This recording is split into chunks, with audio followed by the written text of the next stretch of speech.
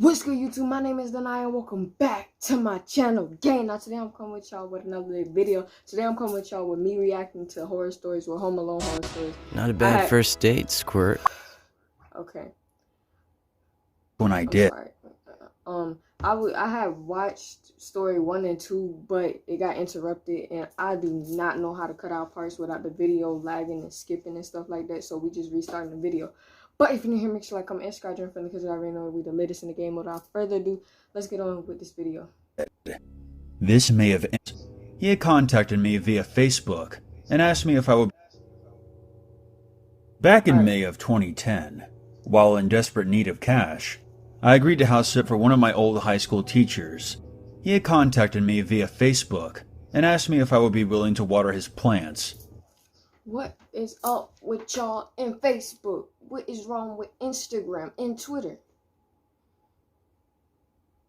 Y'all, this is why stuff is happening to y'all, because y'all got Facebook downloaded and y'all actually using it. Like, collect his mail and clean up the place while he went out of town for a couple of days. He didn't specify where he was going, but he agreed to pay me $400 for 2.5 days, with half up front. So I agreed. I never really liked him in high school. He was teaching classic literature, and he always seemed to enjoy pointing out any illustrations that in any way featured nudity. His eyes always seemed hungry, and he tended to wheeze like he was out of breath, even though he was kind of a small guy.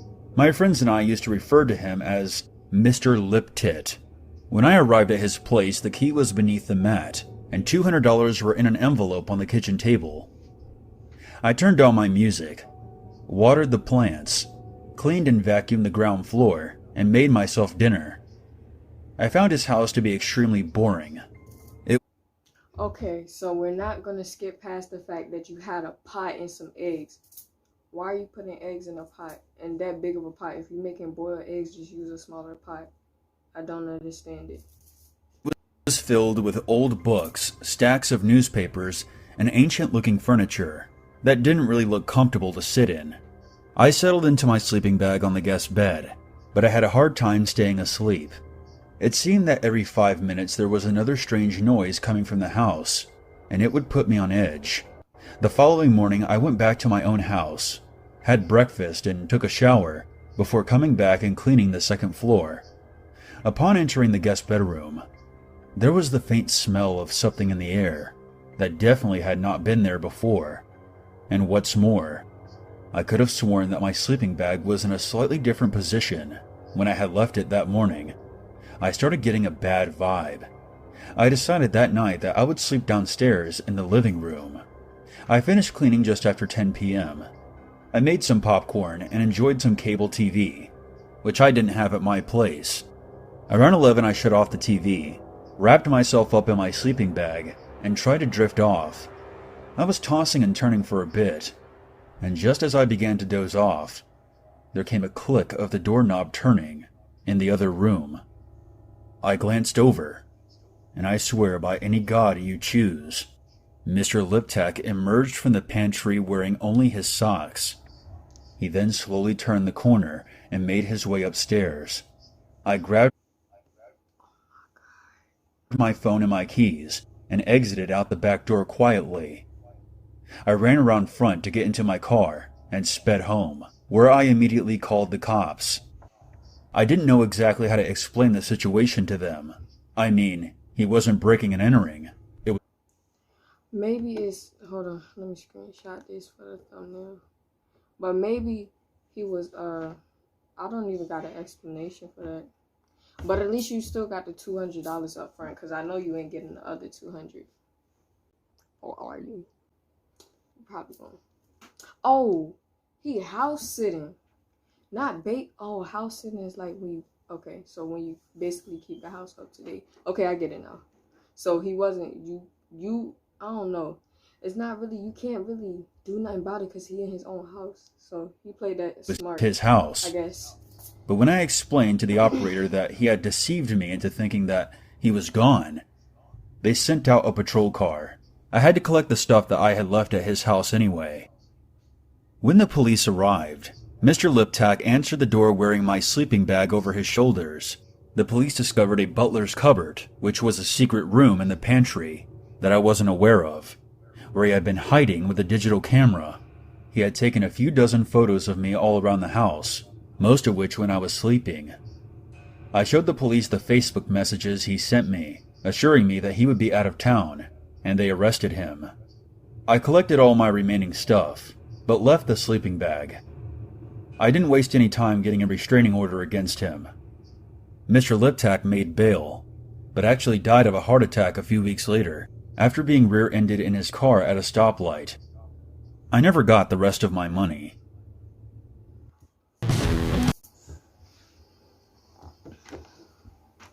That's what you're worried about, money, bro? He died. And you're worried about $200. He died. I mean, I get he was weird, but you're worried about... My name is Jack, and this is the story about me and my friends who were almost the Alright, I guess we're gonna do one more story. Let's go. victims of a home invasion. I was home alone, and just to map it out, my house is out in the country surrounded by the woods, and there were only a few houses on each side and across. My brother Alex was out at a party, and... What are they doing? Hold on. And then the other girl like, hold on. Wait, why is her thumb? Hold on. If that's her right, wait.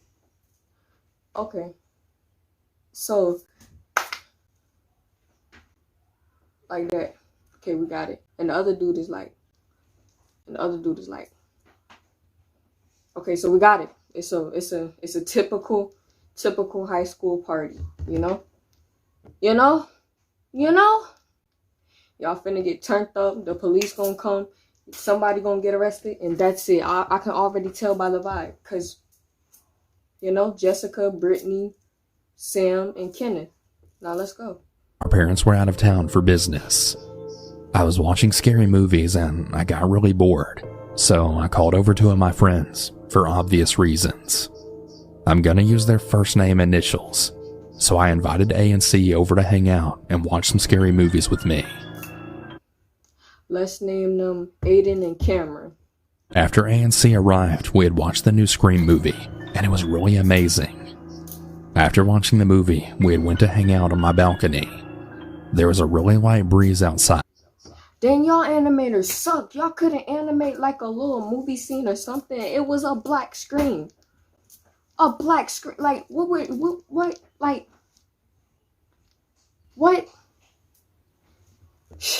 Get it together. And it felt really nice.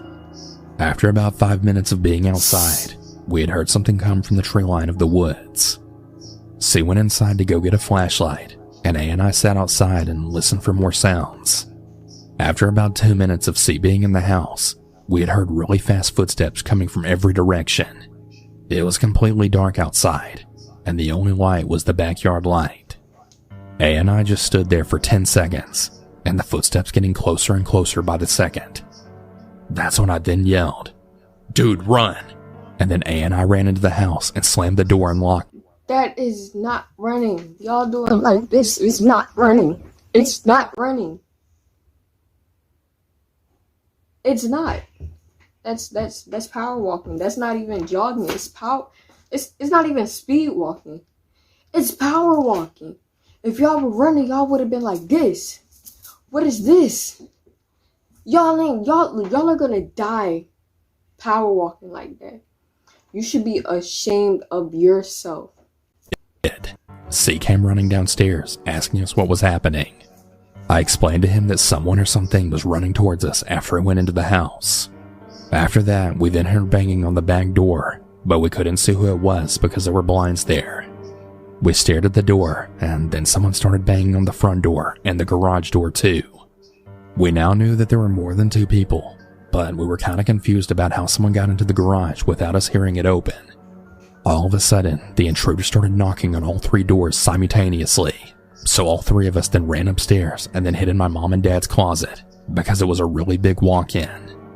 While we were hiding, I had called the police, And they had said they already had a dispatch on their way because apparently they already got a call from neighbors saying that 3 masked men had emerged from 3 different parts of the woods and then started running towards our house and started running around our house and knocking on doors and windows. After I got off the phone with the police, I called my brother and I told him what was happening. And while I was explaining, I heard the sound of glass shattering from downstairs and then the sound of 3 men laughing. Tears then flooded my eyes as everything had finally sunk in at once.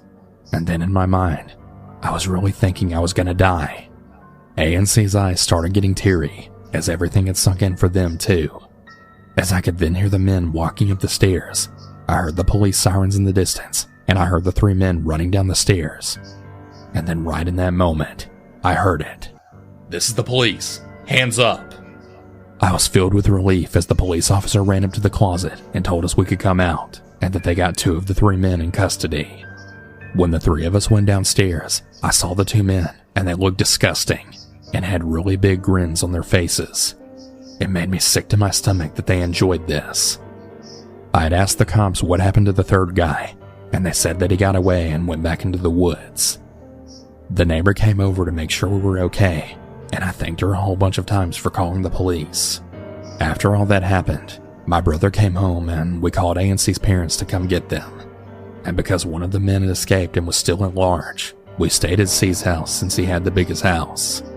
We stayed all week there since it was spring break, and our parents wouldn't be back until the end of the week.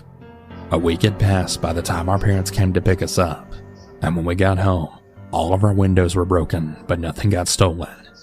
We called the police to see if they could test for fingerprints, but there was nothing there. My dad ended up getting a promotion, so we're going to be moving to the city where it's more lively, and he'll get to work from home. This experience really scared the absolute shit out of me and my friends, and I just really hope I never have to go through something like this ever again.